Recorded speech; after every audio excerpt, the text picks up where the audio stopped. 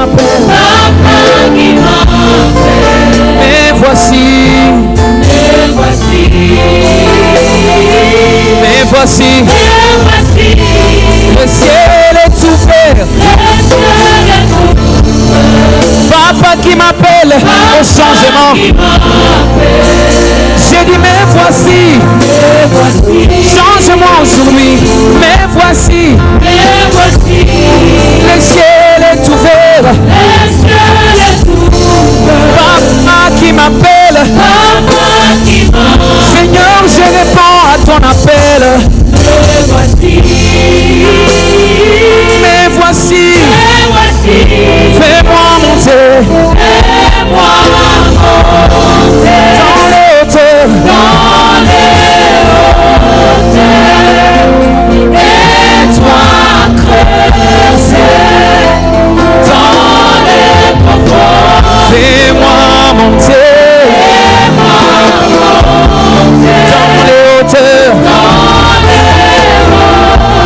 Et toi creuser dans les profondeurs.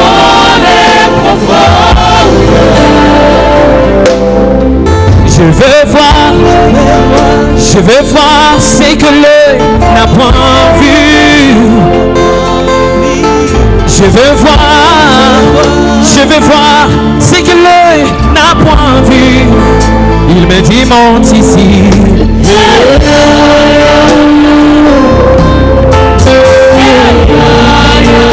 Et moi je répondis, Seigneur, mais voici. J'attendis une voix qui me dit monte ici. Et moi je répondis, Seigneur, mais voici, oh, tu es assis sur ton trône. Tu es revêtu de gloire. Oh, assis sur ton trône. Tu es rempli de gloire. Les 24 se prosternent devant ton trône de gloire.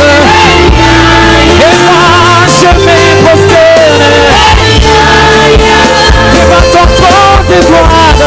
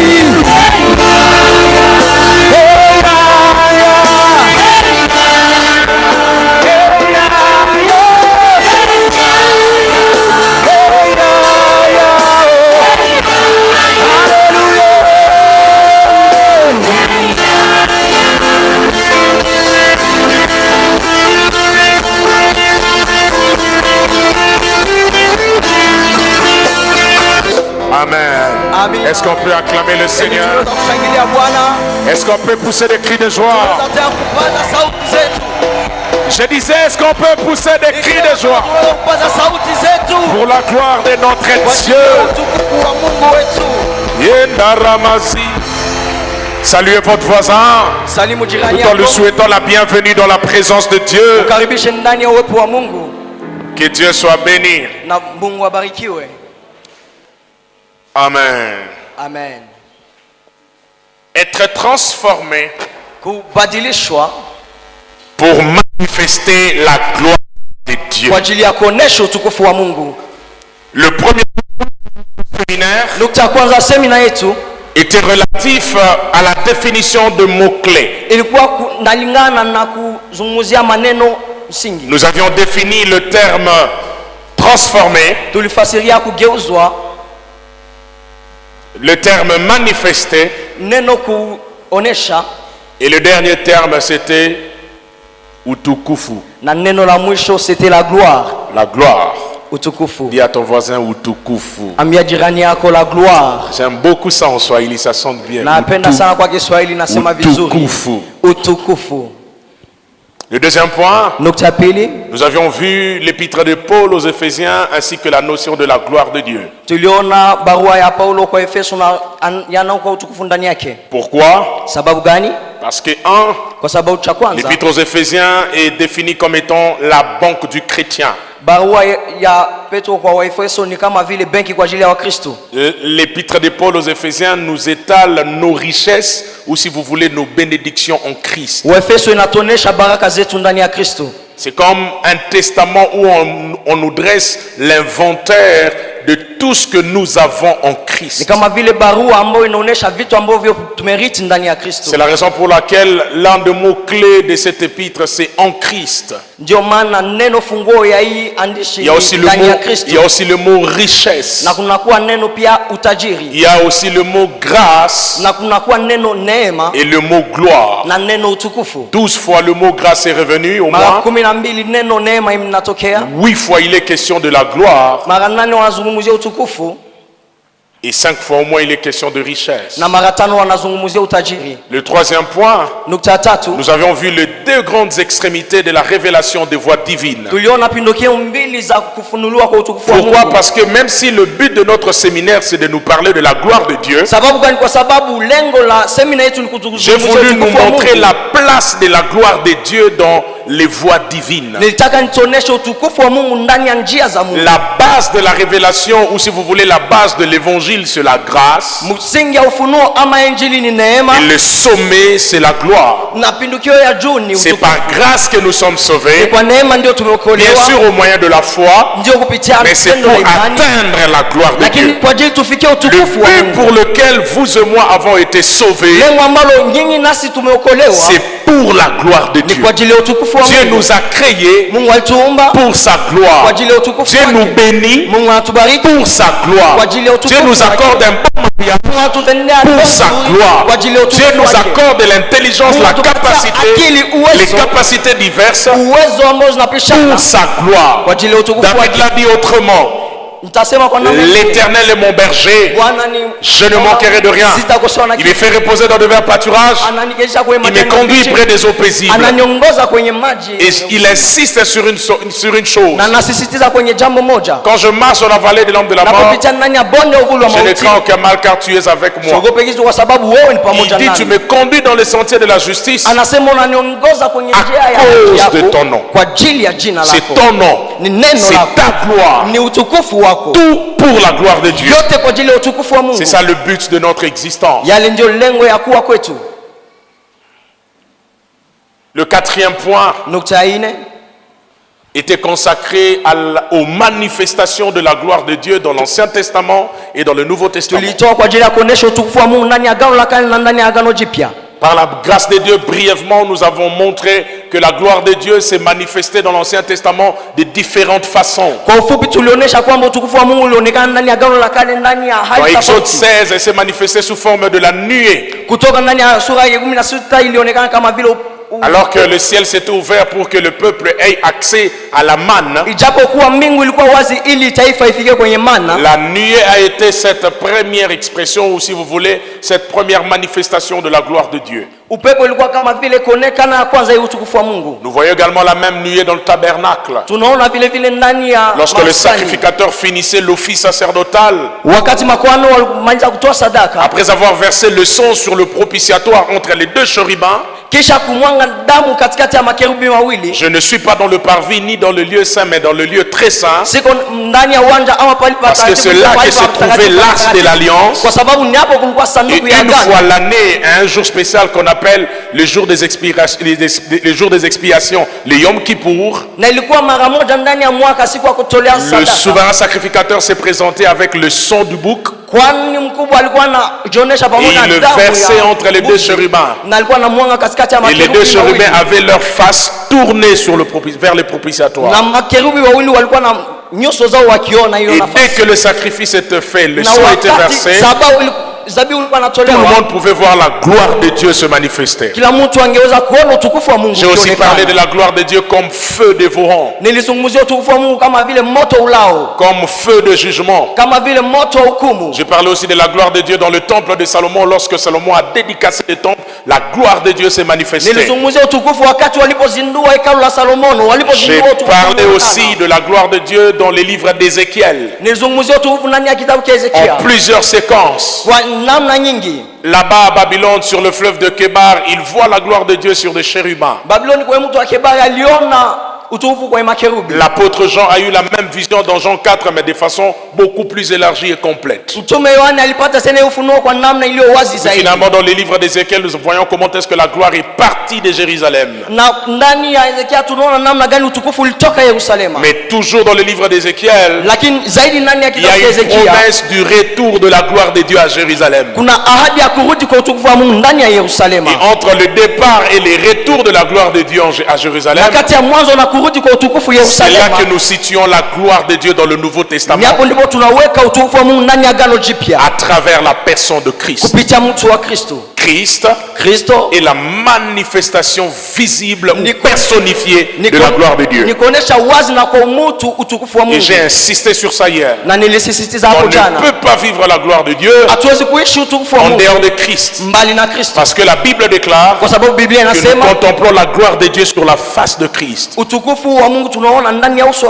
Actuellement, la gloire de Dieu, ce n'est plus sous forme de nuée, ce n'est plus sous forme de feu. Tous ces éléments se retrouvent en Christ. Celui qui contemple la face de Christ, celui qui s'approche de Christ, il est en contact direct avec la gloire de Dieu. Que Dieu soit béni. Ça, c'était un petit résumé de tout ce qu'on a eu à voir. Ce soir, je vais donc commencer le dernier point de notre séminaire. Je terminerai ça dimanche. Quelques clés pour manifester la gloire de Dieu. Après avoir compris plus ou moins ce qu'est la gloire de Dieu, après avoir compris comment cette gloire s'est manifestée, après avoir discerné que cette gloire loge maintenant dans une personne, Jésus-Christ de Nazareth, comment maintenant nous, chrétiens, enfants de Dieu, pouvons manifester cette gloire? C'est de ça dont il sera question ce soir et dimanche. La première chose, la première clé, c'est par là qu'il faut commencer. Cette clé est fondamentale. Elle est basique. C'est le fondement de tout. Par la grâce de Dieu, dimanche, je pourrais compléter deux autres clés. Mais la clé de ce soir, elle est basique. Si vous ratez ça, vous ne pouvez pas vivre la gloire de Dieu. Si vous n'êtes pas passé par ça, si vous n'avez pas expérimenté cette clé, oubliez la gloire de Dieu. Je l'ai appelé la transformation intérieure. La transformation intérieure. C'est la première est la plus grande clé. Ni fungo la kwanza na la muhimu. Ne peut manifester la gloire de Dieu anaweza tu kuonesha utukufu wa Mungu que celui qui a été transformé par Christ. Mtu peke yake aliyebadilishwa na Kristo. Sans changement, bila kubadilika, sans transformation de l'homme intérieur, la gloire de Dieu ne peut pas trouver de place en vous. Utukufu wa Mungu hauwezi kupata nafasi ndani yako. Lorsqu'un avion est sur le point d'atterrir, wakati ndege iko nafasi ya kushuka, il faut que la tour de contrôle puisse dégager la piste. Inabidi watu wanaomuongoza wapate kuondoa vitu vinavyokuwa barabarani. Mais il faut aussi que la piste lakini inabidi pia kwa barabara yake soit à même d'accueillir iwe tayari kupokea ce type d'avion. Hiyo aina ya ndege. Amen. Amina.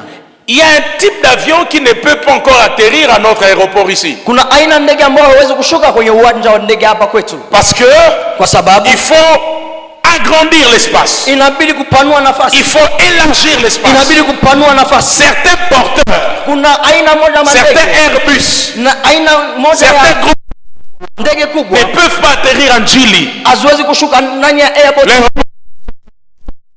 Hiyo airport ya nchi zote. Pourquoi? Sababu parce que ça demande plus d'espace. Kwa sababu inaomba zaidi. Ça demande à ce que les conditions soient réunies inaomba kwamba hali zitoke pour que ce type d'avion puisse atterrir. Ili hii aina ndege ishuke. La gloire de Dieu est comme ça. Utukufu wa Mungu la gloire, c'est le qui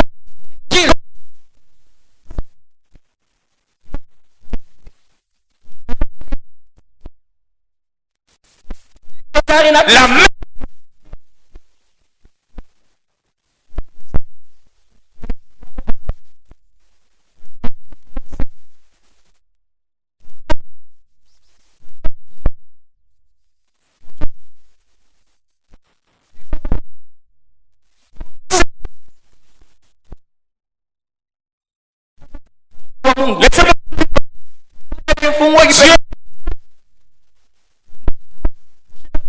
J'insiste. Si c'est la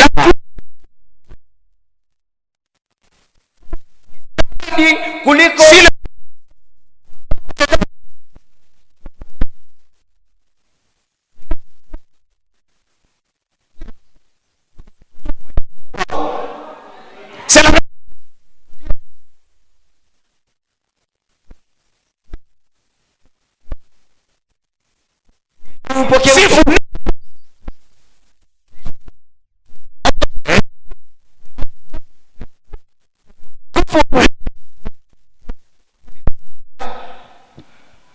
Amen. Amina. Hébreux 6. Waebrania sura ya 6. Non, plutôt Romains 12, 1 à 2. C'est un texte que vous connaissez. Ne vous conformez. Mais soyez transformés. Soyez métamorphos. Soyez changés. Soyez transfigurés. Soyez changés par le réveil de l'intelligence, afin que vous discerniez quelle est la volonté de Dieu, ce qui est bon, agréable et parfait. C'est quoi alors la transformation? On va essayer d'entrer en profondeur de ce thème. Le mot est métamorpho. Je vous ai dit le premier jour que métamorpho, c'est un changement de forme. C'est que je n'ai pas dit le premier jour.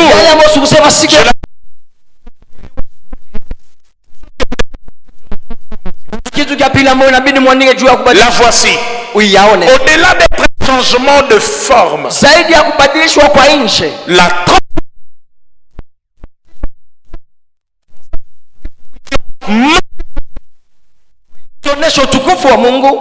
c'est un grand changement qui s'opère. Et ces changements supposent ce soir. J'ai dit la transformation, c'est un grand changement.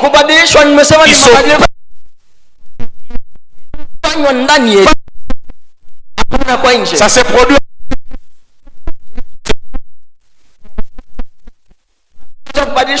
Et ces changements supposent, s'il vous plaît, la mort définitive du vieil homme kukufa ya milele ya mtu wa zamani et la manifestation de l'homme nouveau. na kuonekana kwa mtu mpya. La mort soulignée définitive Kukufa ya milele du vieil homme ya mtu wa zamani afin que l'homme nouveau kwa ajili mtu mpya puisse se manifester. aonekane.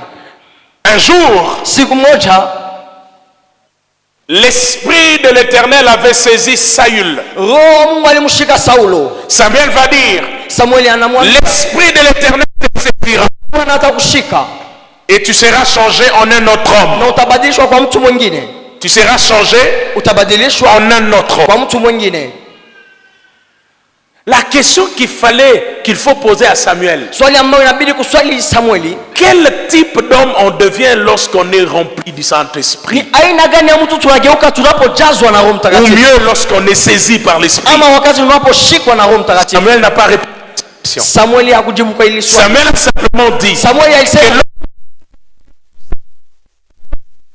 on devient un autre homme. tunageuzwa. Le verbe devenir est très important. Kugeuka ni Ça montre qu'il y a eu un changement. inamaanisha kumekuwa On mabadiliko. devient ce qu'on n'était pas. Tunageuka kitu ambacho Il faut consulter l'apôtre Paul inabidi kuswali mtume dans le Paulo Nouveau Testament ndani ya Agano pour Jipya comprendre ili tuelewe quel type d'homme on devient ni aina gani ya mtu tunageuka après cette transformation. kisha hii mabadiliko. Et c'est l'apôtre Paul qui nous dit, Na ni mtume Paulo anatuambia si quelqu'un est en Christ, kama mtu iko ndani ya il Kristo devient une nouvelle créature. amegeuka kiumbe Les kipya. choses anciennes sont Mambo passées ya zamani et yamepita, toutes choses sont devenues nouvelles. tazama yote Il amegeuka devient donc mapya. l'homme nouveau, Kwa hiyo amegeuka mtu créé mpya selon Dieu ambao umeumbwa par la kulingana puissance du Saint-Esprit. kwa uwezo wa Roho Mtakatifu. Frères et sœurs, Ya muhimu, dans la Bible, nous n'avons que deux types d'hommes, ndani ya Biblia tuna aina mbili ya watu, Adam Adamu et Christ. na Kristo. Tous ceux qui sont sur la terre, Wote walio duniani ils sont soit en Adam, wala wanafanana na soit Adamu, en Christ. ama wanafanana na Kristo. C'est comme ça que Dieu nous voit. Ni hivyo ndivyo Kristo anatuona. Congolais, oui.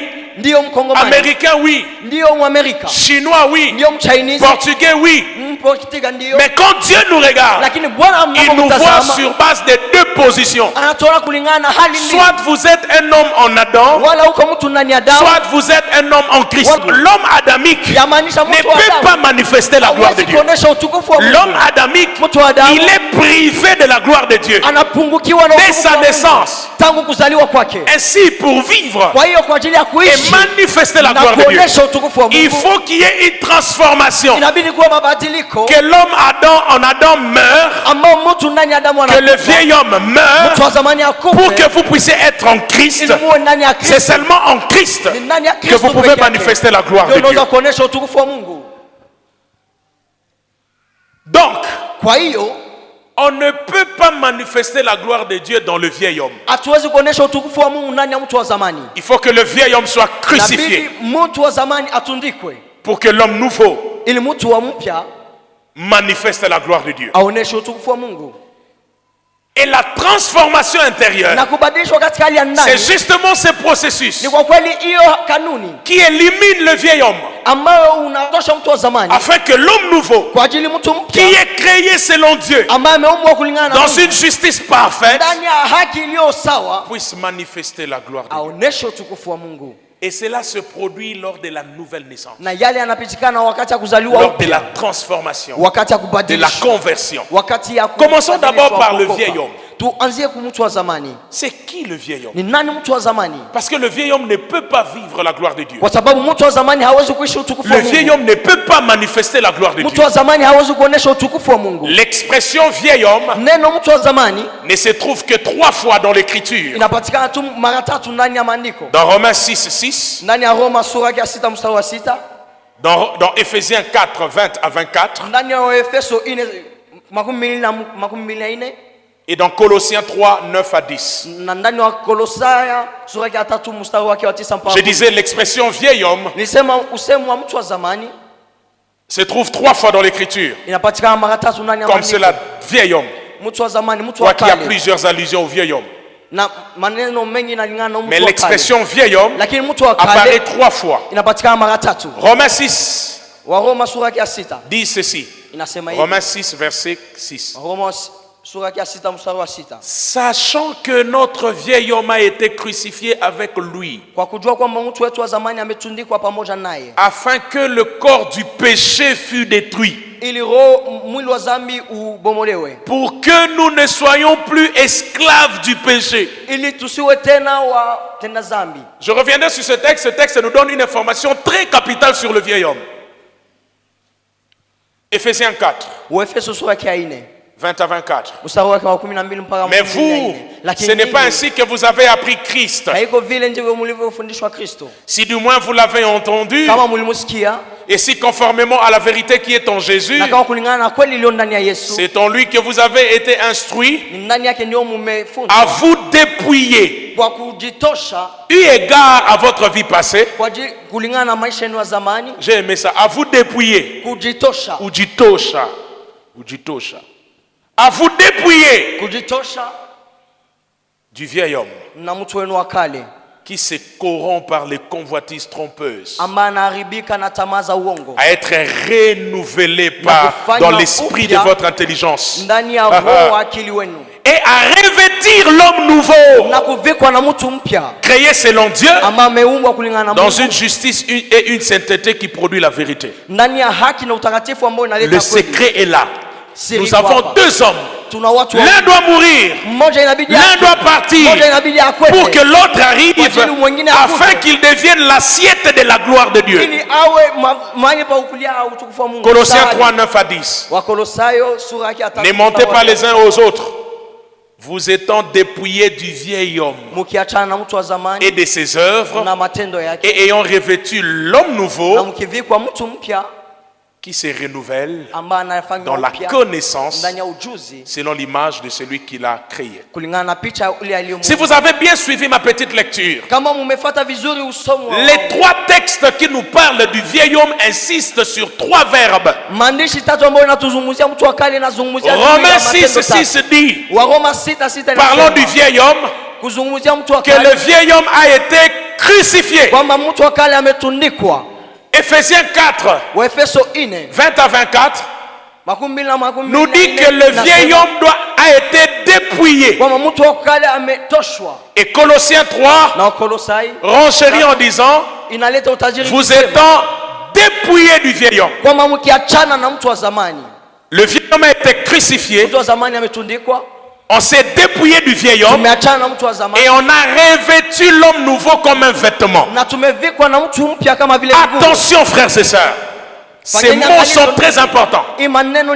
Ça signifie ceci: le chrétien n'a pas deux natures en lui. Dans le chrétien, il n'y a pas une cohabitation entre le vieil homme et l'homme nouveau. Cette théologie-là est bibliquement insoutenable. Dans le chrétien, il n'y a qu'un seul homme qui vit. La Bible dit, si je vis, ce n'est plus moi qui vis. Qui vit en moi? C'est Christ. Et Christ en moi, il produit la venue d'un autre homme. L'homme nouveau. Laissez-moi insister sur ça. Le vieil homme est censé mourir. Quand on dit le vieil homme a été crucifié, ce n'est pas pour qu'il ressuscite. Les seuls qui doivent ressusciter, c'est Christ et les chrétiens. Le vieil homme ne doit pas ressusciter. Sa place, c'est à la croix. Et il doit mourir définitivement. Donnez-moi un bon amen. Ces choses sont la base de la transformation pour vivre la gloire de Dieu. Vous ne vivrez pas la gloire de Dieu par la prière. Non. Vous vivrez la gloire de Dieu dans votre homme nouveau. Une prière qui n'est pas faite par un homme transformé n'attirera pas la gloire de Dieu. Ça ne sert à rien de demander la gloire de Dieu si vous vivez n'importe comment. Il faut un changement. Il faut une transformation de l'homme intérieur avant que la gloire de Dieu ne puisse arriver. Donnez-moi un bon amen même si vous êtes fâché. Le vieil homme doit mourir. Le vieil homme doit partir afin que l'homme nouveau vienne s'installer et vous permettre de vivre la gloire de Dieu. Le chrétien n'a pas deux natures. Il n'a qu'une seule nature. La nouvelle nature en Christ. Pasteur Siméon, l'homme nouveau n'est pas le vieil homme amélioré. L'homme nouveau n'est pas le vieil homme restauré. L'homme nouveau, c'est un homme totalement différent du vieil homme. Il n'y a rien à améliorer dans le vieil homme. Il n'y a rien à restaurer dans le vieil homme. Le vieil homme est tellement mauvais, tellement inutile, que Dieu ne peut rien prendre en lui. Dieu a crucifié le vieil homme afin que dans le chrétien, qu'il ne vive que l'homme nouveau qui a été transformé par la puissance de Dieu.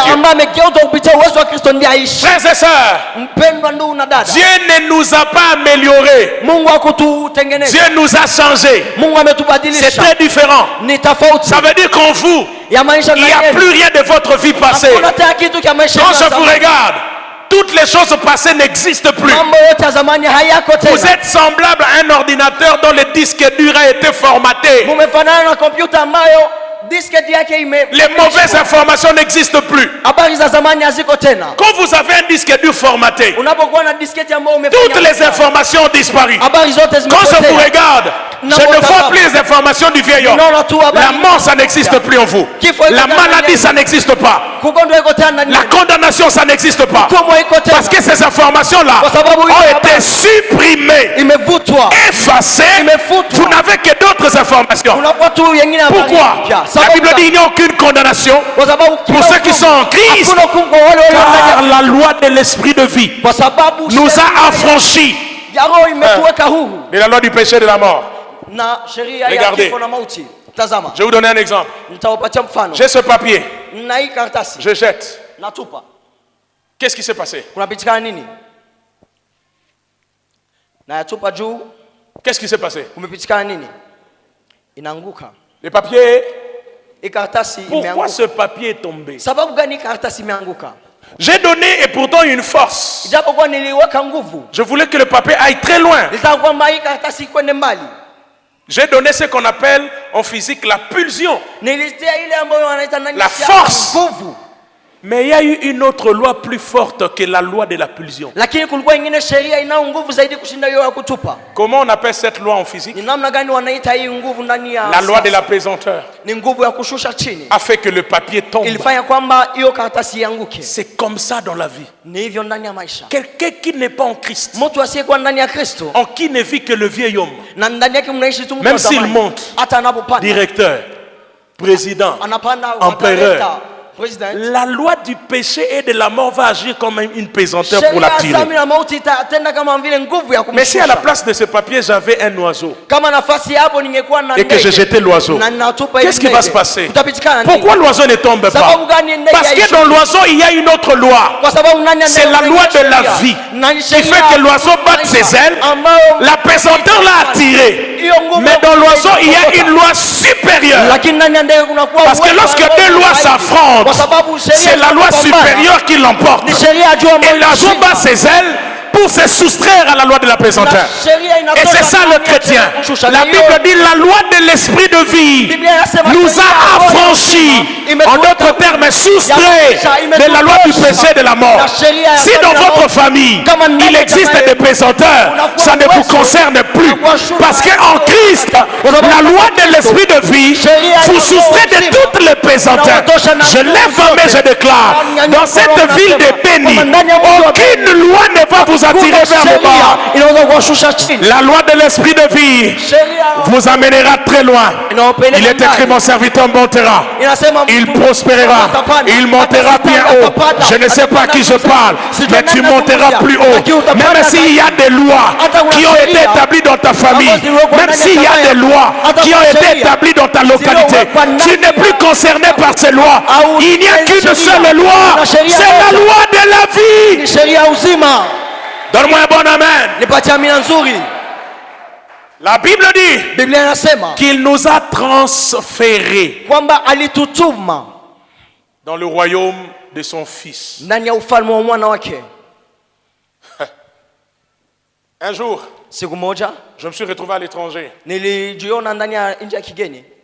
J'étais à l'étranger, Nilikuwa ndani ya nchi ya kigeni, mais j'avais les pensées lakini nilikuwa mawazo de Kin. ya Kinshasa. Pasteur Christophe, je me suis réveillé. Mtumishi Christophe, niliamka, J'étais devant un arrêt, nilikuwa ou plutôt mbele, devant une station de taxi. nilikuwa mbele ya parking mahali pa kuchukua bisi taxi, Mais je ne savais pas que ceux qui étaient là, c'était des taxis. lakini si wanjua kwamba yaliyokuwa hapo ilikuwa mataxi. C'était à Francfort. Ilikuwa Frankfurt. Non, à Offenburg. À quelques minutes, à quelques heures de Francfort. Ilikuwa kwa saa karibu na Frankfurt. J'ai vu une très belle Mercedes Niliona Mercedes devant moi. nzuri mbele yangu. Je ne savais pas que c'était un taxi. Sikuwa najua kwamba hiyo. Moi, je suis là-bas. Mimi niko hapo. C'est la pensée de Kinshasa. Nina mafikiri ya Kinshasa. Non, c'est là-bas, belle, la 5-5 là-bas. Libulu Mansengele Bokota. Oh, là-bas, il n'y a pas ça.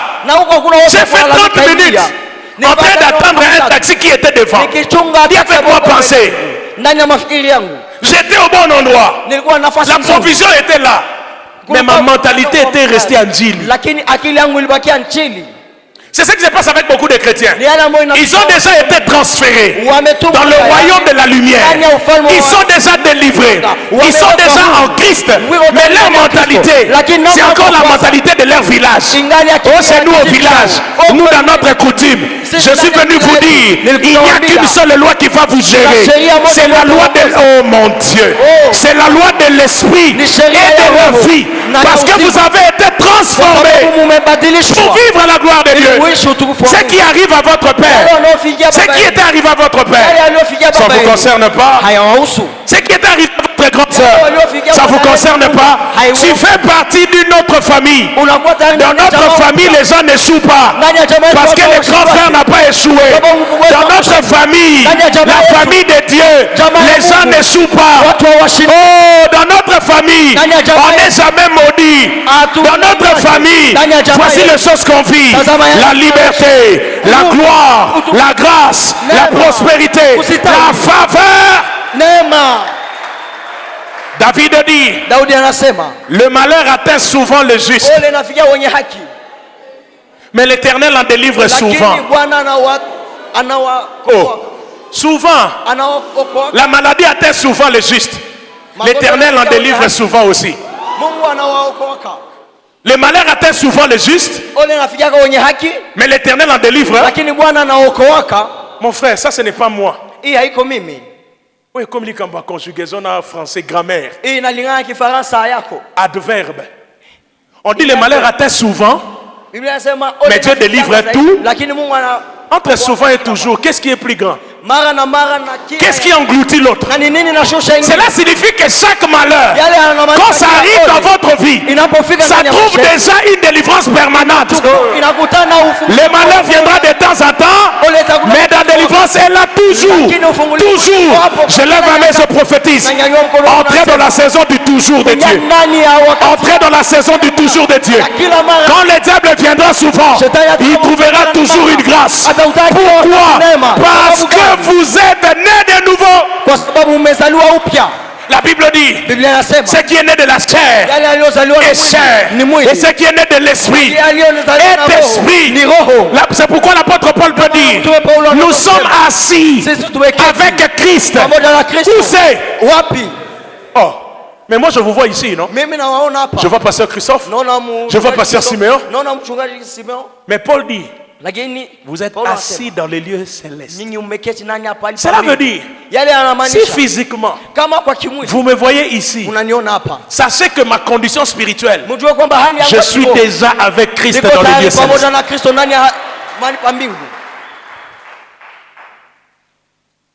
Et celui qui vous a béni est dans les lieux célestes. J'aime souvent parler un peu de droit.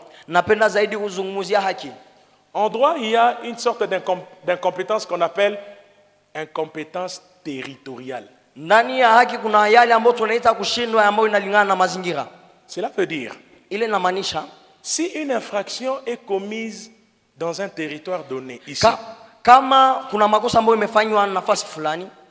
Est-ce que celui qui a commis une infraction ici à Beni, on peut le juger à Goma? Il y a un tribunal ici à Beni. Le juge de Goma est incompétent. On ne peut pas vous juger à Kinshasa pour quelque chose que vous avez fait ici. On appelle ça compétence territoriale. Les juges qui doivent vous juger. Sa compétence est étendue dans les territoires où la faute a été commise. Maintenant la Bible dit, béni soit Dieu, le Père de notre Seigneur Jésus, qui nous a bénis où? Dans les lieux? Cela veut dire qu'en matière de la vie du chrétien, le juge compétent est au ciel. Vous voulez me faire croire que celui qui vous a béni dans les lieux célestes. Et puis il y a une tante qui est au village quelque part, il va vous ensorceler. Mais il n'est pas compétent ce juge-là. Le seul compétent c'est celui qui est au ciel. Je suis venu dire, tous ceux qui sont en train de parler du mal de vous, que ce soit dans la forêt, que ce soit dans la savane, que ce soit sous l'eau, c'est sans effet. Ils ne sont pas compétents. En matière de ta destinée, même ton père n'est pas compétent. Le seul qui est compétent, c'est celui qui t'a créé. C'est celui qui t'a régénéré. Je parle de Jésus-Christ. L'homme nouveau et l'homme régénéré, transformé par la puissance de Dieu. Les choses anciennes sont passées. Il a été formaté pour devenir un homme nouveau. Il faut ces changements-là pour vivre la gloire de Dieu. C'est pourquoi, frère, je vous en supplie. La gloire de Dieu n'est pas pour ceux qui viennent à l'église. Elle est pour ceux qui viennent à Christ. L'église ne vous a pas sauvé. C'est Jésus qui vous a sauvé. Une église qui ne vous présente pas Jésus, qui est là. L'église c'est pas les bâtiments. L'église c'est la présence de Jésus. L'église c'est la présence de l'âge. Là où il n'y a pas Christ, il y a la mort. Celui qui n'a pas le Fils n'a pas la vie. Les gens sont dans la complaisance. Faites attention. Écoutez-moi.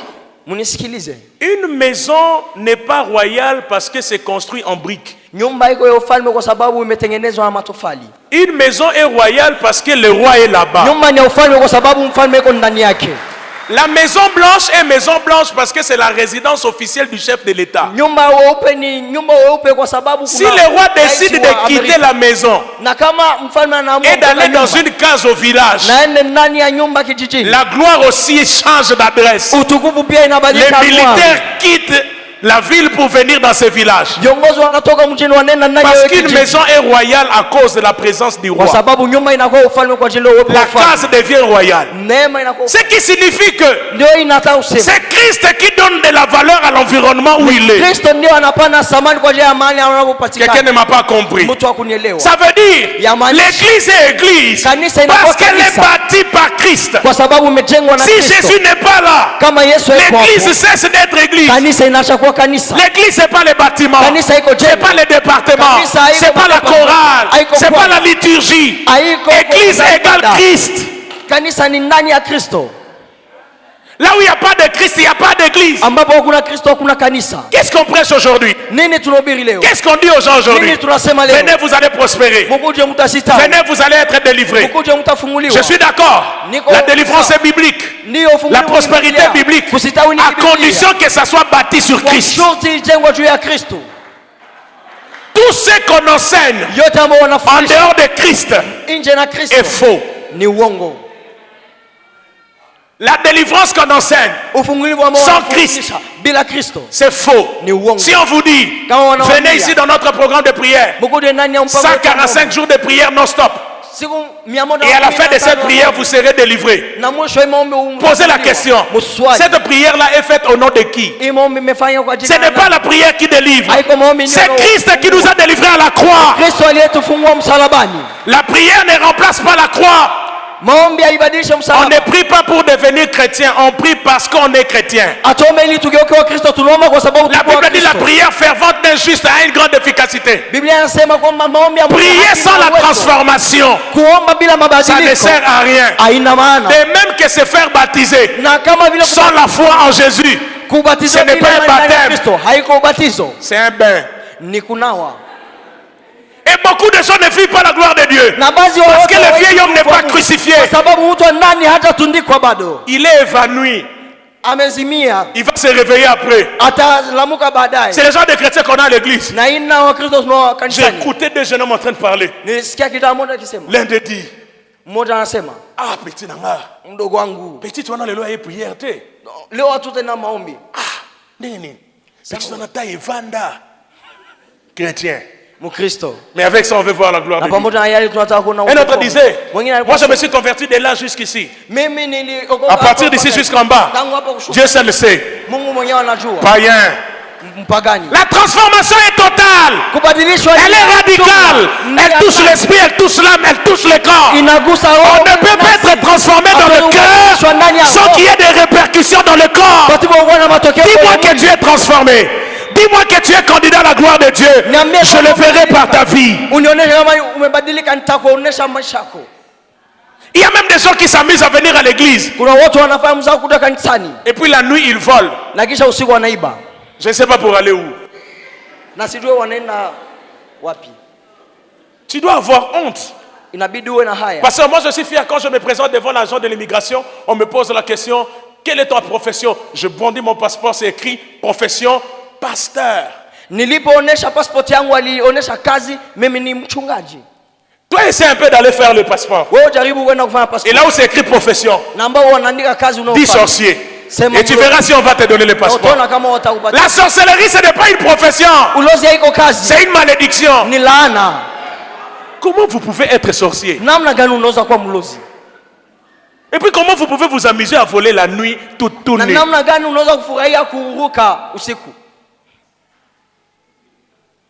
Et puis la sorcellerie a plusieurs formes. C'est pas seulement voler. C'est quand la bénédiction de quelqu'un d'autre te fait mal. Il y a des gens qui ne dorment pas parce que le voisin est béni. Tension. Pourquoi? Parce que le voisin s'est marié. Il a mal. Et il y a des gens qui trouvent toujours tout à dire. Dieu m'a fait grâce, quelqu'un m'a béni avec une voiture de couleur blanche. Après l'autonomisation de l'église. Mais j'ai entendu quelqu'un dire,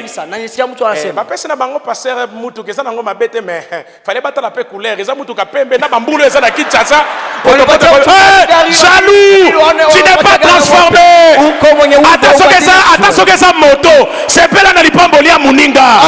Zamba ça roulage, si tu ne sais pas apprécier la grâce de la vie du voisin, ça sera difficile. Il y a des gens qui font des crises. Vous lui posez la question. On va à l'hôpital, on ne voit rien. On fait les scanners, on ne voit rien. On fait même l'échographie, on ne voit rien. Même un psychologue vient. On ne voit rien. Le problème, c'est que la maladie n'est pas dans le sang. C'est dans le cœur. Il est jaloux. Si on a ça jaloux na yo. Ce qui li pambo lui a mukie nano ebandeli. Et bando ko tisa bango na hôpital. Bon tangu makambo solo egoya. Sasa wakati mama wakubwa itakuwa. Si bakolimwa. Kwa hiyo sasa eza banduzu bakolimwa. Un jour, je suis à l'étranger, Papa Christophe. Une famille me reçoit. Et puis on m'offre. Ça fait tellement faim. Les gens, on s'est promené toute la journée. On m'a amené dans les musées. Moi j'ai faim, vous m'amenez dans les musées. Il faut que les musées. Que tu vois l'histoire de Charlemagne. Moi j'ai dit, papa. Charlemagne, moi j'ai faim. Et puis le soir j'arrive à la maison. On m'installe. J'avais faim. Et puis les papas commençaient à me parler. L'histoire de la France. La réforme. Jeanne d'Arc. Elle est brûlée vive à Rouen. Non, lui, papa, j'ai faim. Mais le quand ça passait, moi, là-bas, j'ai fait comme Marie. J'ai gardé tout ça dans le cœur. Et puis après la maman, elle vient. Elle vient avec un plat. Je vois du pain, la salade, un carton de jus, de fruits tout autour, le raisin, la pomme. J'ai dit enfin. On me met sur la table. J'ai mangé sérieusement. Parce que je me suis souvenu. Ah oui, ça poto. Hapa ni Ulaya. Fufu ezate. Hakuna ugali. Sokolie na maseki, c'est tout ce qu'il y a. Kama unakula kidogo yote ambao mange sérieusement, même les fruits. Kula kwa timamu. Nazolia raisin na ida madesu, nazoko poup poup. Parce que je me disais après c'est fini. C'est que je ne savais pas. Quand j'ai fini, j'ai bu tous les 2 verres de jus. Et même ils me regardaient, ils étaient étonnés. Et puis après, j'ai dit papa et maman venez, je vais prier pour vous. Ils dit mais pasteur, tu n'as pas encore mangé. J'ai dit oh. Et ce que je viens de faire ici. Il dit non, nous on a une culture. Avant d'offrir le plat principal, on commence par ce qu'on appelle entrée. Oignon, c'est ça qui est entré. Jus, c'est ça qui est entré. Raisin, c'est ça qui est entré. Maintenant, je vois le micro-ondes sonner. Je vois le plat venir. Frites. Je vois les steaks. Malheureusement, je ne savais plus où mettre. Pourquoi? Parce que je ne connaissais pas la culture. Voici la bonne nouvelle. La culture du royaume de Dieu, c'est aussi comme ça. Avant le plat principal, il y a des entrées. Il y a des avant-goûts. Je parle des avant-goûts de la bénédiction. Ce que tu vis là, ce n'est pas le plat principal. C'est juste un avant-goût. Oh, je ne sais pas si je bénis quelqu'un. Ce que tu vis là, ce n'est pas encore le plat principal. C'est juste un avant-goût de la gloire. Et je lève ma main, je déclare. Bientôt le plat principal va arriver. Tu vivras la gloire de Dieu. Je parle de la gloire de Dieu. Mais si ce que tu vis là commence déjà à déranger certaines personnes, mais qu'est-ce qui va se passer quand Dieu va manifester pleinement sa grâce? C'est pourquoi la femme d'Aman lui a dit, si cet homme devant qui tu commences à tomber aujourd'hui est de la race des Juifs, sache que tu ne pourras rien. Il y a des gens qu'on ne touche pas. C'est toi. Parce que tu es un homme nouveau. Tu as été transformé. Tu es devenu intouchable à cause de la gloire de Dieu en toi. Celui qui te touche à Dieu. Car tu as été transformé. Tu as quitté les lieux de la mort. Tu as quitté l'environnement de la mort. Et là maintenant, tu es dans un environnement de liberté. Je suis étonné de voir des chrétiens qui vivent comme des gens maudits. Des chrétiens plaintifs. Soyez heureux. Votre joie n'est pas dans les choses que Dieu donne. Votre joie est dans la présence de Dieu même. Même si Dieu ne donne pas, il reste Dieu. Dieu n'est pas Dieu quand il vous donne. Même s'il ne donne pas, affectionnez-vous aux choses de Dieu.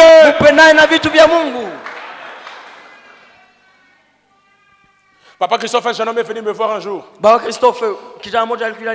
Il était très amoureux d'une jeune fille à l'église. Mais il avait peur de parler. Que Dieu délivre la mâchoire de quelqu'un. La sœur vient, au lieu de parler, ma sœur, oh je sens la gloire de Dieu. La gloire de Dieu c'est ici à l'église, parle. Oh tu sais, dans la première épître aux Colossiens. Colossiens c'est la première épître dans la Corinthiens. C'est comme un jeune homme qui était en train de parler à une jeune fille. Il avait tellement peur. Il dit, tu sais, je vous t'aime. Donc il voulait dire je t'aime, mais je vous t'aime. Ces jeunes m'ont dit, pasteur, je sais que cette soeur c'est la femme de ma vie. Mais j'ai peur de lui parler. Je lui pose la question pourquoi. Il me dit, pasteur, je lui dis petit. Déjà bozate. Il n'y a rien. Donc dès que vous considérez déjà qu'aboyi. Parce que vous n'êtes pas ensemble. Donc si elle te dit non, tu retournes à la case de départ. C'est pas comme si le monde a changé.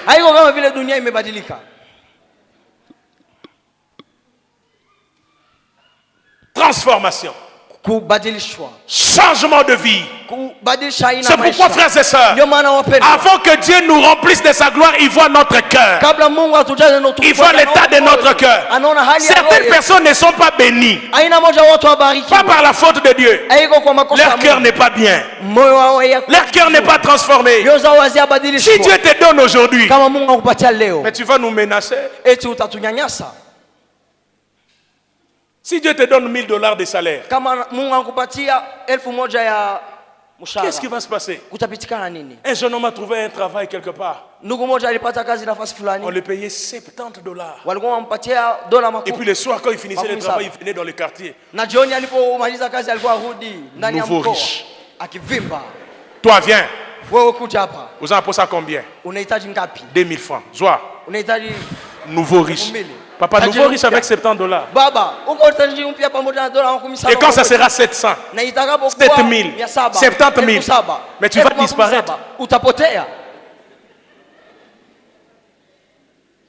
Le cœur.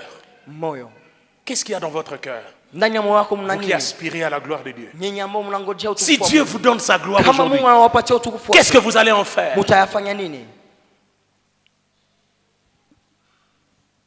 Est-ce que votre vie est prête à recevoir la gloire de Dieu? Est-ce que votre cœur est pur? Est-ce que l'élévation des autres, ça vous bénit? Rares sont les gens qui acclament les autres. Un jour, quelqu'un a prêché terriblement. La grâce est descendue. On est allé dire à un autre prédicateur, ah, mais la réunion d'aujourd'hui, c'est exceptionnel. On a été bénis des mystères de Dieu. Il dit,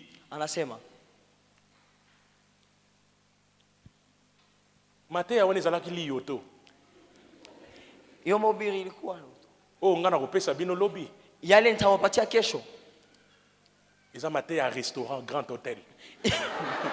Itakuwa mahubiri ya chakula ya hoteli kubwa.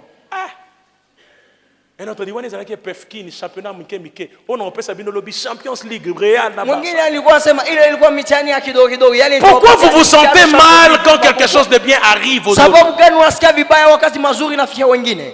Ce sont des signes que vous n'êtes pas transformés. Ni alama kwamba hujabadilishwa bado. Pourquoi ça vous fait mal lorsque l'autre est béni? Et vous voulez la gloire de Dieu? Regardez Jean-Baptiste qui avait compris le principe. Les gens sont venus lui dire, mais vieux, comment bêta-mpiaka? Parce que tous les disciples allaient vers Jésus. Et ces disciples sont venus lui dire, mais tout le monde va vers Jésus. J'aime Jean-Baptiste. Il dit, il faut qu'il croisse, que moi, je diminue. Waouh! Il faut que lui croisse et que moi, je diminue. Et ça, Jean-Baptiste a tué Jésus 1-0. Jésus entend ça. Et un jour, pendant qu'il part, Jésus va dire, de tous ceux qui sont nés de femmes, il n'y a personne qui est plus grand comme Jean-Baptiste.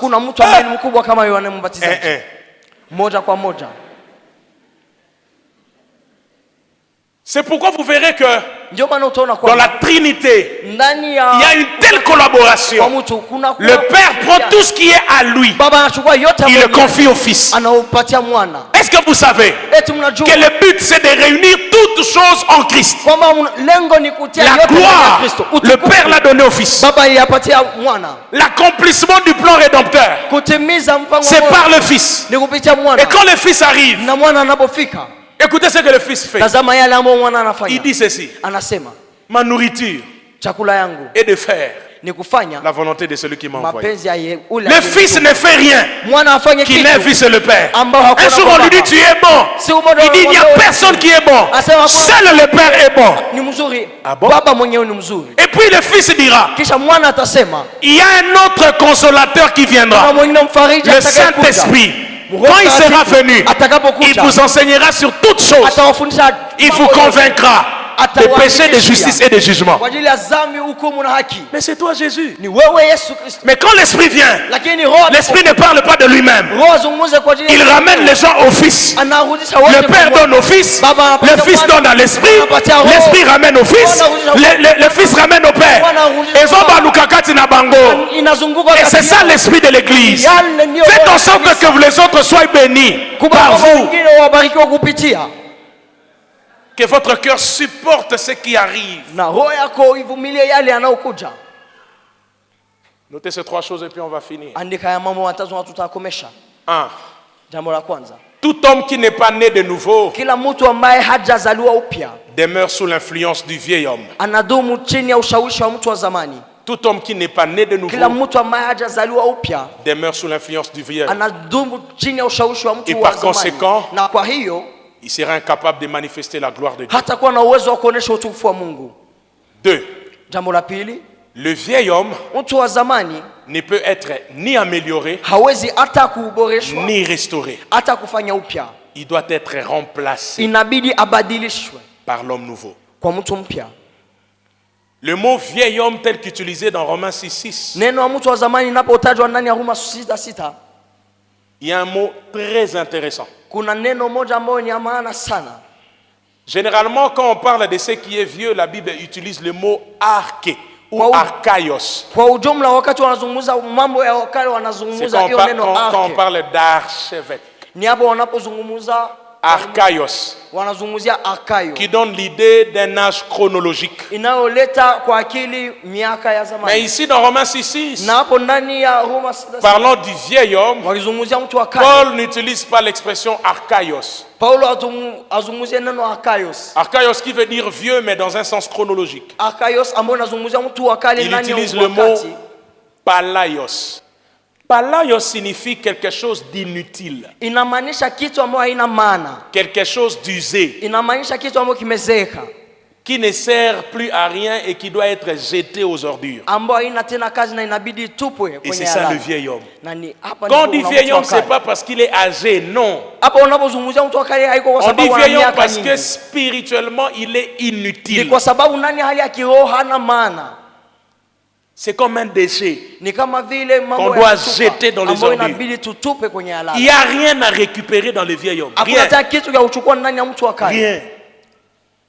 Rien. Il est mauvais. Il faut le changer. C'est comme votre vie. Avant de rencontrer Christ, qu'est-ce qu'on peut récupérer? Il y a des gens ici, si ce n'était pas la grâce de Dieu, ils ne seraient pas ici. Moi le premier. Moi je rentrais à la maison à 3h du matin. 2h du matin.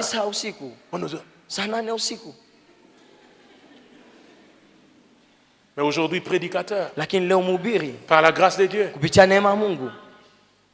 Combien de gens ont fait des forfaits ici? Un jour je suis au bureau Papa Christophe, une jeune fille. Cette jeune fille, je ne pense pas. Non, elle avait 30 ans. Elle venait d'avoir 30 ans. Elle me dit, pasteur, je viens d'avoir 30 ans. Je n'ai touché aucun homme et aucun homme ne m'a touché. Je viens d'avoir 30 ans. Que Dieu ait pitié de moi, qui m'envoie mon homme. Parce que je me suis gardé pendant 30 ans. Na kosoli na 30 ans. Une femme. J'ai dit, maman, mettez-vous à genoux, j'ai prié. Quelques 30 minutes après, une petite fille, elle devait avoir 14 ans. Quand elle entre au bureau directement, Fukami. Parce que bino mimbali boza bato mabe. Anasema mchungaji wako mtu mbaya.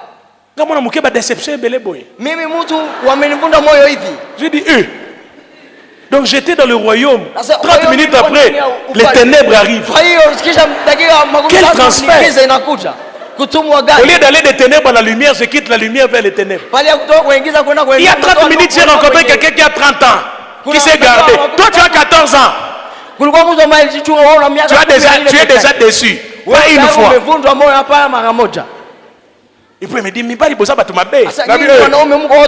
maman, qu'est-ce qui s'est passé? Et elle me raconte combien de fois elle est déçue.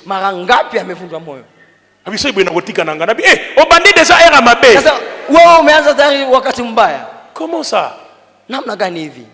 Transformation. Et on a des gens comme ça à l'église. Ils étaient païens, ils n'avaient pas fait certaines choses. C'est à l'église qu'ils font ça. C'est à l'église qu'ils s'amusent avec le sexe. C'est dans l'église qu'ils apprennent à voler. Et pourtant l'église devait être une usine de transformation. Où est passé qu'on n'est plus transformé à l'église? Autrefois, les gens, quand ils venaient, pendant l'adoration, les gens pleuraient.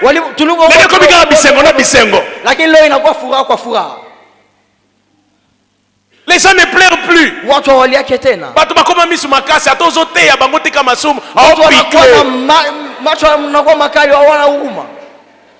Les gens ne se répandent plus. Mais ils veulent la gloire de Dieu.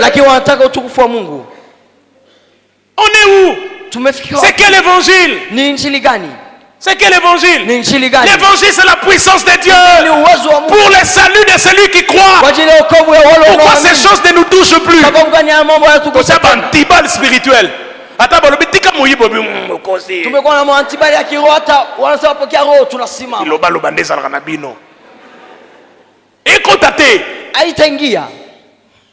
Il y a même des gens en prêche contre les mensonges. Maintenant là, il est 17h. À 20h, il va quand même mentir. Il y a des gens qui mentent à l'occasion de rien. Un jour, un voleur est venu chez nous. À l'époque, j'habitais encore chez les parents. Bon, on a grandi dans une certaine modestie. Il n'y avait rien. Notre maison à l'époque, il y avait un robinet à l'extérieur. Et puis, je ne sais pas comment on appelle ça en Swahili, mais ils ont iloko bachaka basani. Comment on appelle ça? Kahara. La nuit, le voleur est venu. Comment on a su? Papa Simon, le matin quand on s'est réveillé, on s'est rendu compte que la parcelle est tondi maï. Et puis on se pose la question, et quand on regarde chez les voisins, il n'y a pas d'eau. L'inondation, c'est seulement chez nous. Et puis quand on regarde, on voit se renverser. Les assiettes par terre. On se dit, mais qui a fait ça?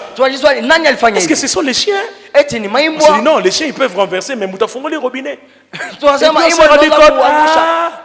Il y a un voleur qui est venu. Il est venu pour voler. Mais tellement qu'il n'y avait rien à voler, il est fâché. Il a ouvert le robinet.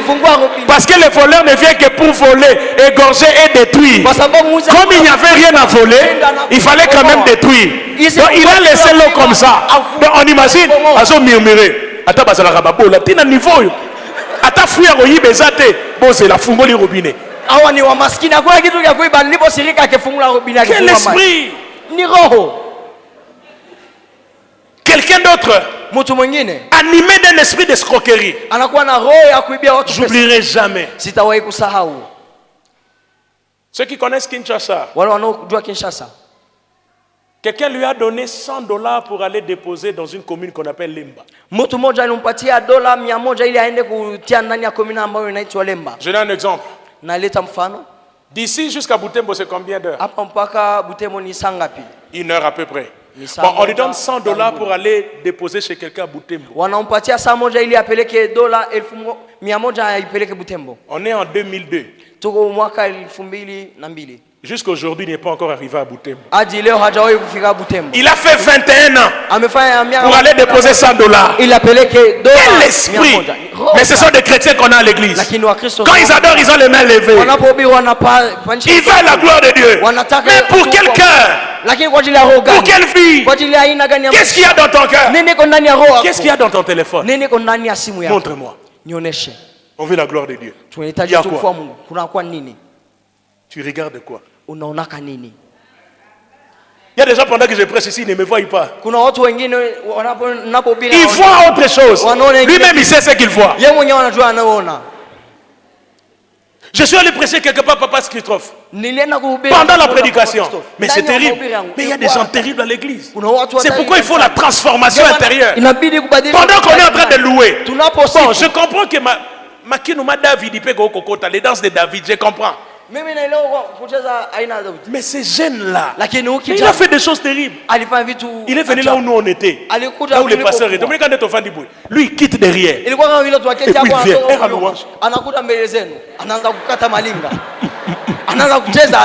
Et puis il vient là où on était passé. Enfin, t'es biseau. Je dis, mais qu'est-ce qui se passe ici? Le pasteur dit, avant de venir ici, il a pris des choses. Donc dès qu'on est là, il ne nous voit pas. Il est à Paris. Il est devant la tour Eiffel. Il est en train de faire des choses. Et puis à un moment donné, on voit comment il commence à faire ça. À un moment donné, il s'arrête. À l'église. Que dire d'un responsable d'église? Il est responsable d'intercession. Et puis après, on se rend compte que c'était un sorcier. Les gens ont pleuré de colère. Parce que tout le monde s'est rendu compte que nos dossiers n'avançaient pas. Parce qu'à chaque fois qu'on a mené les requêtes, les responsables d'intercession étaient lui-même sorciers. Heureusement que ce n'est pas ici.